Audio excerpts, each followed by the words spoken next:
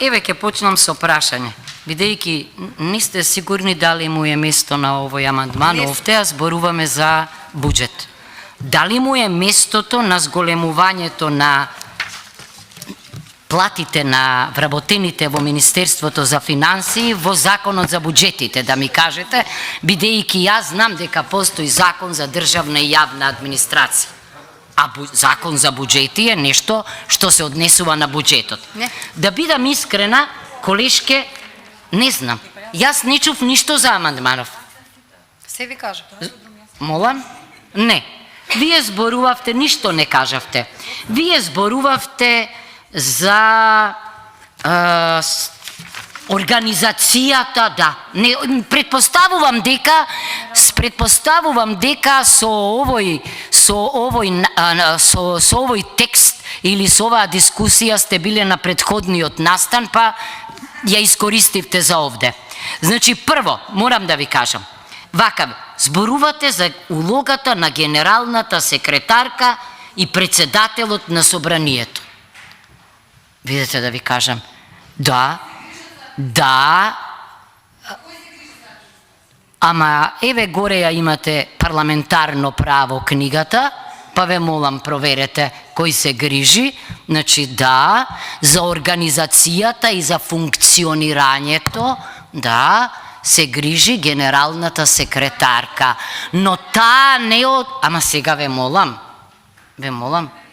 таа не одлучува за висината на платите на администрацијата, иначе да можеше и во буџетскиот совет, а исто така и во поглед на овој амандман да изрази, предпоставувам нема увид, меѓутоа верувам дека би поддржала вакво нешто, бидејќи да, како прв човек на администрацијата. Инаку морам да кажам дека не сум убедена во нејзиното независно функционирање овде, бидејќи доволно е човек да помине кога се собирате за да расправате пред седниците и да ја забележам и генералната секретарка меѓу вас.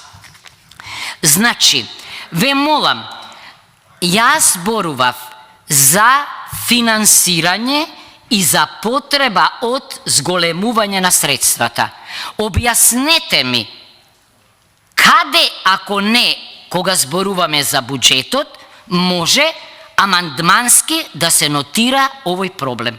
Јас се разбира дека го знам Законот за парламентот, го знам, парламентарно право предавам, знам дека треба да има независност. Не бевте овде, зборував дека нема парламент во светот каде што нема независна парламентарна администрација и со посебен статус дури и во поглед на примањата. Повисок од останатите. Така како што тоа го уредиле за администрацијата судска, така се уредува и за оваа администрација. Значи, не знам што да ви одговорам.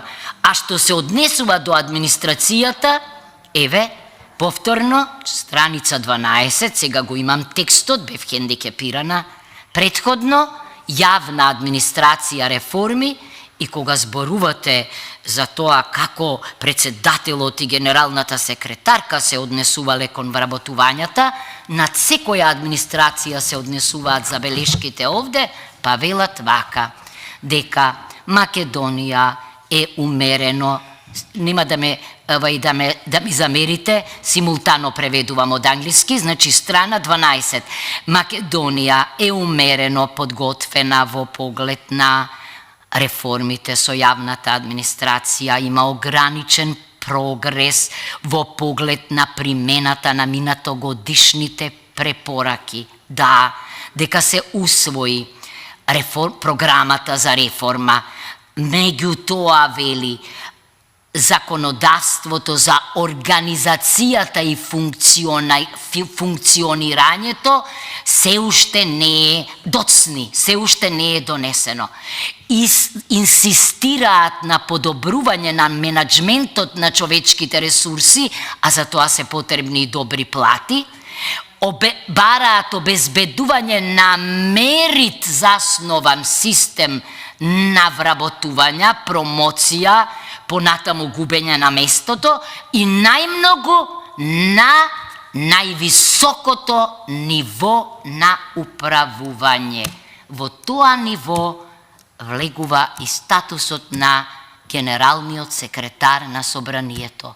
Ние доцниме со закон за висока служба на управување. Тамо се критериумите многу пониски од што би требало според европските критериуми. И главната забелешка се темели на наодите на комисијата, Државната комисија за превенција од корупција и криминал, каде што се вели дека мора сериозно да се адресираат случаите на непотизам, хронизам, партиско и политичко влијание во вработувањата во јавниот сектор и во именувањата на членовите на телата кои се надзорните тела. И законите, ова е и за колешката Колева, еве што бараат, значи. Па денеска се одвиваше, што да се донесе? Нов закон за административни службеници. Нов закон, значи. Особено закон за највисоките државни службеници. Понатаму, нов закон за организација, значи не е ова совршено како што вие велите, и функционирање на администрацијата и соодветна секундарна легислатива на линија на препораките за државните административни тела и нивната имплементација и на крајот целосна имплементација на законот за административни процедури.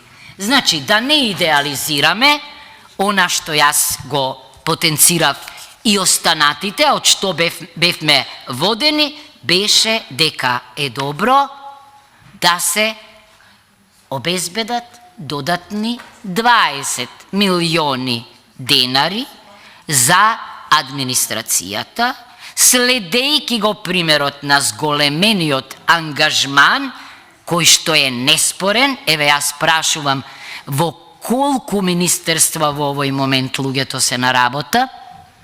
Овде се постојано ова време на работа, значи и тие имаат зголемени обврски и во поглед на буџетите, и во поглед на седмиците, и во поглед на сите други обврски. Така што, ете тоа е идејата, најкоректна, хумана, не знам што друго да кажам. Инаку се согласувам дека, веројатно, сигурно прашањето ќе се најде на дневен ред. Предпоставувам дека ќе биде поставено во, како се вика, во буџетскиот совет и тука не гледам проблем, меѓутоа не гледам никаков проблем ние да кренеме рака за еден ваков амандман. Се плашам утре пак да не заседава, да не има прес на владата, па да речат дека прифаќаат вакво решение, зашто денеска не можам да не го кажам ова. Вие гласавте, знаете ли што се случи? Вие гласавте за прогресивен данок, вие гласавте против амандманот за менструалните. Молам, ама до владата допре нашиот глас и јавно сакам, гласот се разбира дека допре преку заменик министерот, јас еве кажувам дека му благодарам за тоа, ама вие се најдовте во расчекор со владата. Значи владата на пресконференцијата како да беше поблиска до нас, а не до пратениците од мнозинството. Благодарам.